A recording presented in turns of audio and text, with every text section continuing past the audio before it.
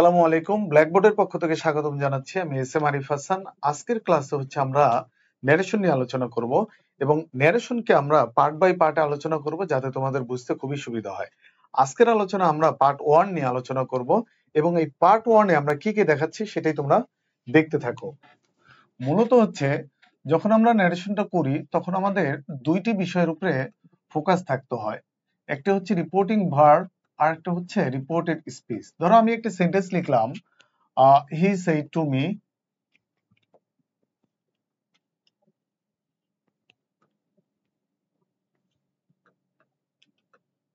said to me, comma inverted comma, I love my country. এখানে এই যে reported speech বলা হয় যেটা ইনভার্টেড কমার ভিতরে আছে, আর ইনভার্টেড কমার বাইরের অংশটাকে আমরা বলবো রিপোর্টিং ভার্ব। আমি যখন ন্যারেশনের উত্তরটা করতে যাব তখন আসলে আমার কোন জায়গাটায় ফোকাস দেওয়া লাগবে সেটা হচ্ছে এই যে রিপোর্টেড স্পিচ ইনভার্টেড কমার ভিতরে। এখানে আমাদের পাঁচটি সেন্টেন্সের যে কোনো একটি থাকবে, পাঁচটি সেন্টেন্সের যে কোনো একটি থাকবে এবং এই সেন্টেন্সের উপরে বেস করে আমি ফুল ন্যারেশনটাকে চেঞ্জ করব। এখন কথা হচ্ছে আমি ন্যারেশনের মূলত কি কি চেঞ্জ করব। এটা হচ্ছে নাম্বার 1 সেইড অথবা সেইড 2, আর এই যে ইনভার্টেড কমা এটা হচ্ছে নাম্বার 2, এরপর হচ্ছে সাবজেক্ট এটা নাম্বার 3, এরপর হচ্ছে ভার্ব এটা নাম্বার 4, এরপরে নাম্বার 5 যেটা আছে সেটা হচ্ছে ওয়ার্ড চেঞ্জ।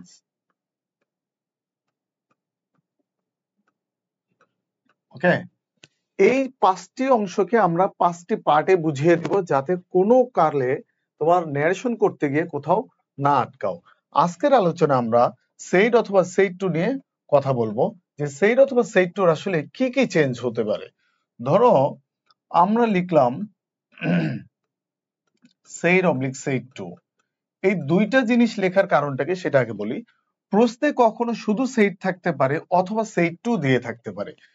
যখন এই ইনভার্টেড কমার ভিতরে রিপোর্টেড স্পিচটি যদি অ্যাসার্টিভ সেন্টেন্স হয় সেই ক্ষেত্রে আমরা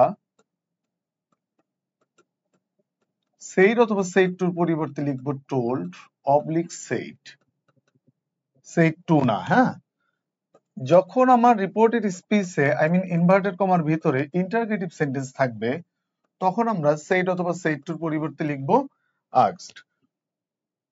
রিপোর্টেড স্পিচে আমার যখন ইম্পারেটিভ সেন্টেন্স থাকবে তখন আমি সেইড অথবা সেইড 2 এর পরিবর্তে লিখবো হচ্ছে ওয়ার্ডার্ড। যদি এই কথাটা রিপোর্টেড স্পিচের কথাটা কোনো বড় বা গুরুজনরা করে তখন কিন্তু সে আমাকে ওয়ার্ডার্ড করবে এবং আমি এই বড়দের যা কিছু বলবো সেটা রিকোয়েস্ট করব। ওকে, এরপরে হচ্ছে দুনিয়ার সবচেয়ে সস্তা বিষয় হচ্ছে উপদেশ দেয়া, অ্যাডভাইসড। ফাইনালি যদি কোনোটাই মাথায় কাজ না করে সেই ক্ষেত্রে গিয়ে আমরা টোল্ড ইউজ করব। রিপোর্টেড স্পিচের সেন্টেন্সটি যদি ইম্পারেটিভ হয় সেই ক্ষেত্রে আমরা সেইড অথবা সেইড 2 এর পরিবর্তে যদি এখানে বড়রা আমাকে কোনো কিছু বলে সেক্ষেত্রে ওয়ার্ডার্ড হবে, আমি বড়দেরকে কিছু বললে রিকোয়েস্টেড হবে, আর যদি উপদেশমূলক কোনো বাক্য হয় সেক্ষেত্রে অ্যাডভাইসড। ফাইনালি যদি কোনোটাই মাথায় না ধরে তখন গিয়ে তুমি টোল্ড ইউজ করবে। নাম্বার 4 হচ্ছে অপটেটিভ সেন্টেন্স।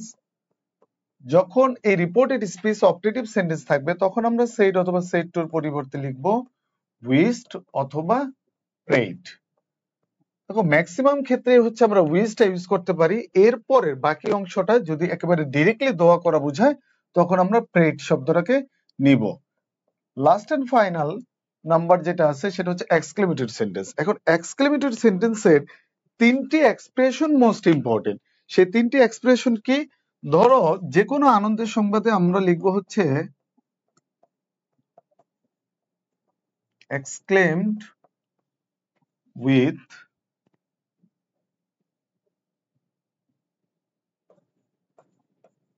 joy. ওকে, যে কোনো দুঃখের সংবাদে আমরা লিখবো exclaimed with sorrow, অথবা অবাক করা বিষয় হলে আমরা লিখবো exclaimed with wonder। এখন যে কোনো আনন্দের সংবাদ সেই ক্ষেত্রে আমরা লিখবো কি exclaimed with joy।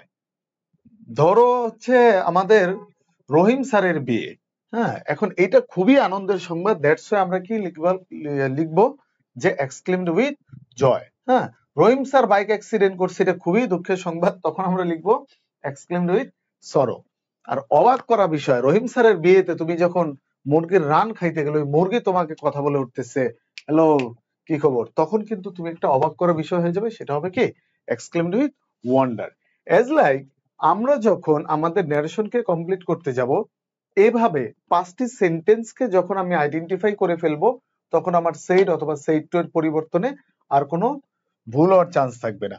5টি সেন্টেন্সের আমি যদি তোমাদের একটি শর্ট নোট দিয়ে দিই, ধরো নাম্বার 1 হচ্ছে অ্যাসার্টিভ কিভাবে বুঝবে।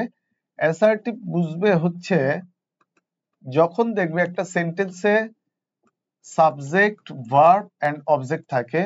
নাম্বার 2 হচ্ছে ইন্টারোগেটিভ, ইন্টারোগেটিভে যখন দেখবে বাক্যের শেষে প্রশ্নবোধক চিহ্ন আছে। নাম্বার 3 হচ্ছে ইম্পারেটিভ, ইম্পারেটিভটা আমরা সবাই জানি মেইন ভার্ব দিয়ে শুরু হয়। নাম্বার 4 হচ্ছে অপটেটিভ, অপটেটিভটা হচ্ছে তোমার মে অথবা লং দ্বারা শুরু হবে। আর নাম্বার 5 হচ্ছে এক্সক্লেমেটরি, এক্সক্লেমেটরি বাক্যের শেষে আমরা জানি কি এক্সক্লেম সাইন থাকে। এইটা হচ্ছে 5টি সেন্টেন্স চেনার সবচেয়ে সহজ টেকনিক, যে তুমি মনে রাখতে পারবে। এর পরের ক্লাসে হচ্ছে আমরা পার্ট 2, তারপরে পার্ট 3, 4 এন্ড 5 এগুলো নিয়ে আলোচনা করব। আশা করি পার্ট 1 এর ক্লাসে তোমাদের সেট অথবা সেট 2 এর সকল প্রবলেম ক্লিয়ার হয়ে গেছে। থ্যাংক ইউ, আসসালামু আলাইকুম।